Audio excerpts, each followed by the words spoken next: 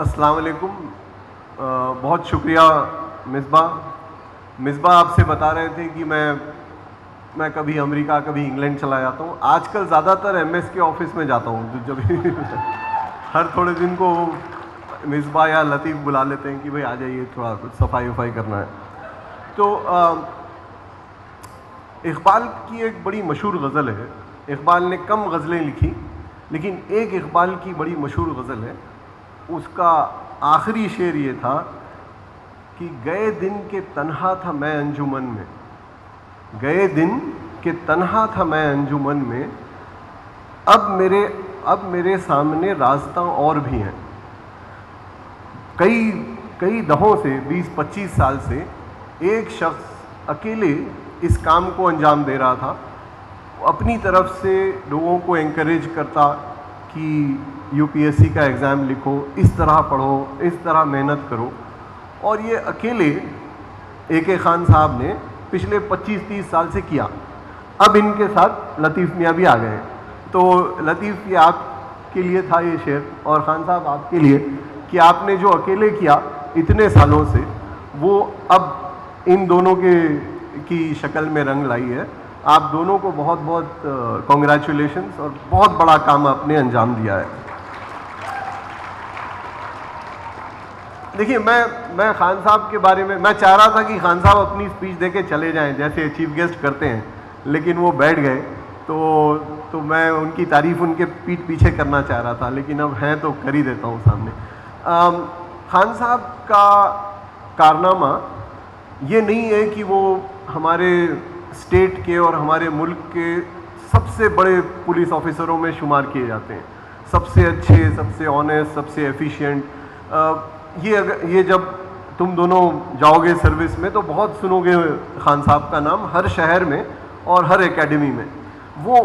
वो तो उनकी नौकरी थी, लेकिन खान साहब का कारनामा ये रहा कि नौकरी के बाद जो उन्होंने काम किया, वो उससे कई दर्जे ज़्यादा बड़ा काम था। वरना ऐसे बहुत से ऑफिसर हैं, खुद हमारे शहर में हैं, जिन्होंने, जैसे अकबर इलाहाबादी ने कहा था कि हम क्या कहें अहबाब क्या काम कर गए, हम क्या कहें अहबाब क्या काम कर गए, BA किया, नौकर हुए, पेंशन मिली, और वो आखिरी में नहीं कहूँगा, लेकिन अकबर इलाहाबादी ने कहा था कि BA किया, नौकर हुए, पेंशन मिली और मर गए।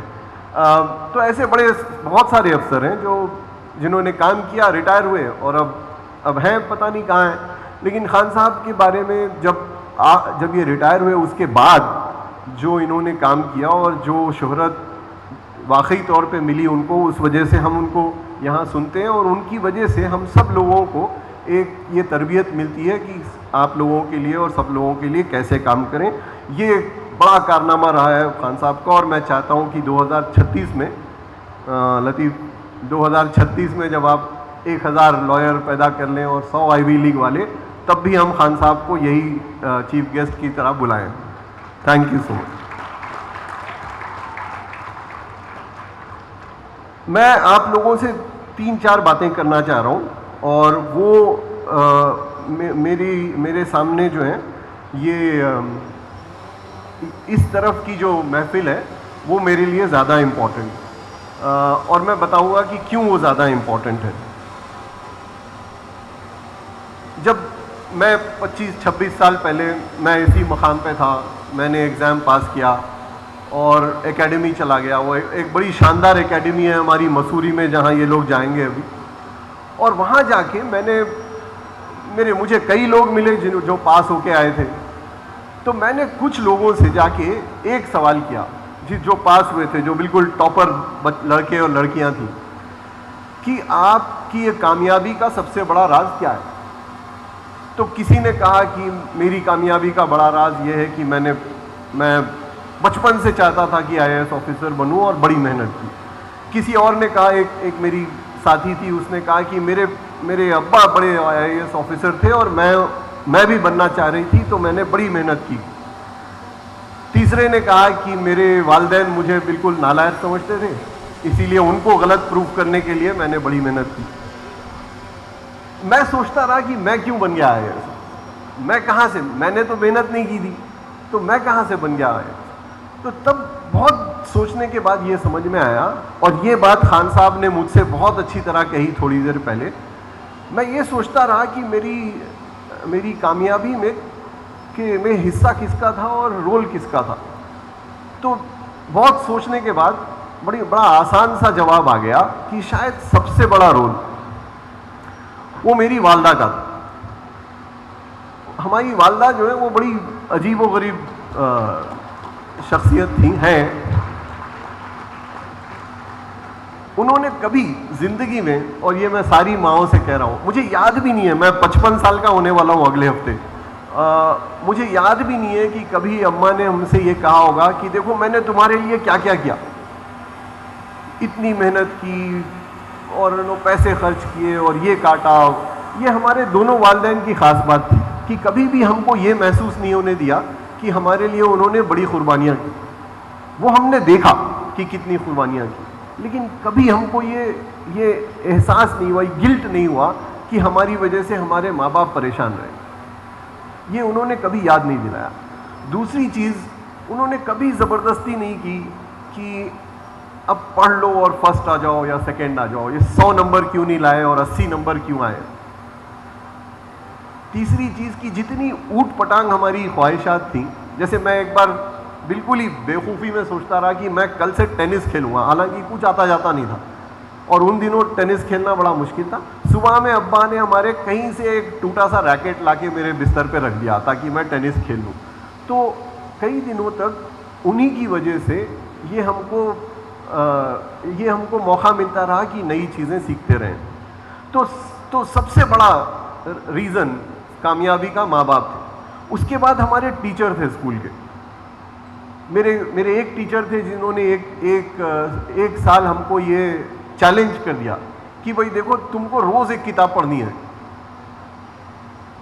मेरे इंग्लिश के टीचर थे शास्त्री सर ने मुझसे कहा कि ये सर 8th क्लास में आ गए हो, मैं एक चैलेंज कर रहा हूँ जो तुम नहीं कर पाओगे, और वो चैलेंज ये है कि रोज़ एक किताब पढ़ना है। अब वो चैलेंज था तो करना ज़रूरी था, तो हम उस चैलेंज में फंस गए और उस साल 180 किताबें पढ़ी। वहाँ से बड़ी मालूमात हुई। तो अगर आप देखें तो अक्सर, और ये खान साहब ने अब भी कहा, कामयाबी की वजह कोई और ही होता है। आपका उसमें 2% शायद रोल होता हो, और मैं वाकई कैलकुलेट करके उस नतीजे पे पहुंचा कि मेरा 2% रोल था।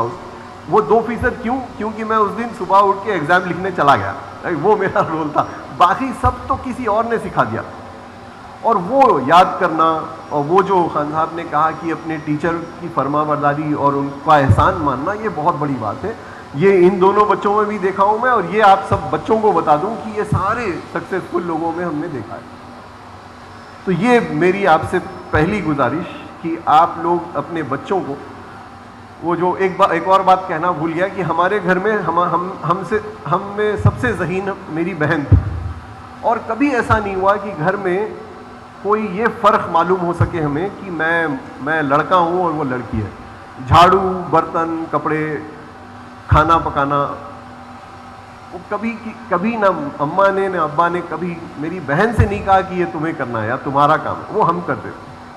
और वो कभी कभी हमको बड़ी उनसे जेलसी होती थी। छोटी बहन थी, मुझे कहीं जाने नहीं देते थे बाहर, मैं कभी नहीं गया घर, वो स्कूल के एक्सकर्शन में वगैरह मुझे कहीं नहीं जाने की इजाज़त नहीं थी।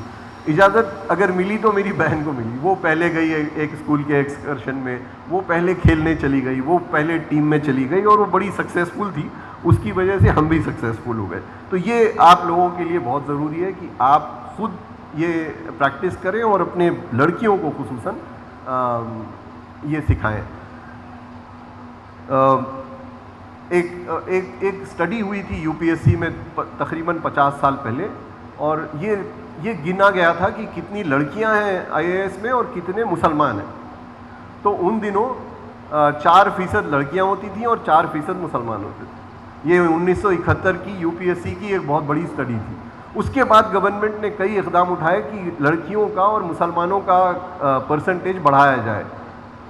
लड़कियां 4% से 15% हो गई अब, और मुसलमान 4% से 3% हो गए। ये रियलिटी है जिसकी वजह से ये जो काम कर रहे हैं लतीफ़ मियाँ, ये बहुत बड़ा काम है कि उस 3% को हम 15% तक पहुँचाएँ, क्योंकि हम 15% हैं मुल्क में, और उससे ज़्यादा हो सकता है, तो उससे ज़्यादा करें। तो लतीफ़ मियाँ के लिए वही उसी गज़ल का शेर है, उसी गज़ल का शेर जो इकबाल ने कहा था कि तू शाही है, और ये आप सब लोग जानते होंगे कि तू शाही है, परवाज़ है काम तेरा। ये एक जो उड़ान उड़ लिया आपने, वो काफ़ी नहीं है, तेरे सामने आसमां और भी हैं। और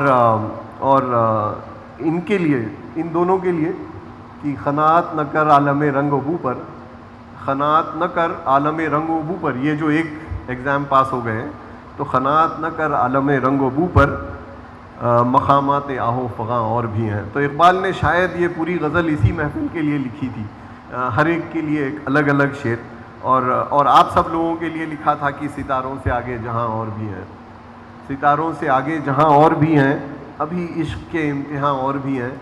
आप दोनों के लिए कि एक एग्ज़ाम तो पास कर लिया, लेकिन वो इश्क के इम्तिहान भी बहुत सारे, अभी तो शुरू हुआ है। जैसे खान साहब ने कहा कि अभी शुरू हुआ है आपका सफ़र।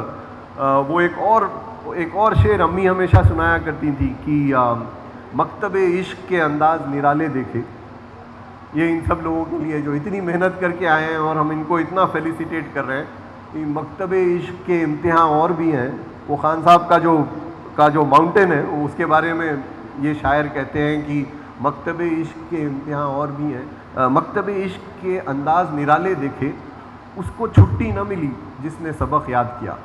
अब कोई छुट्टी उट्टी नहीं है, अब बहुत दिनों तक बहुत काम करना पड़ेगा, न सिर्फ रिटायर होने तक, बस जैसे खान साहब बता रहे हैं रिटायर होने के बाद भी।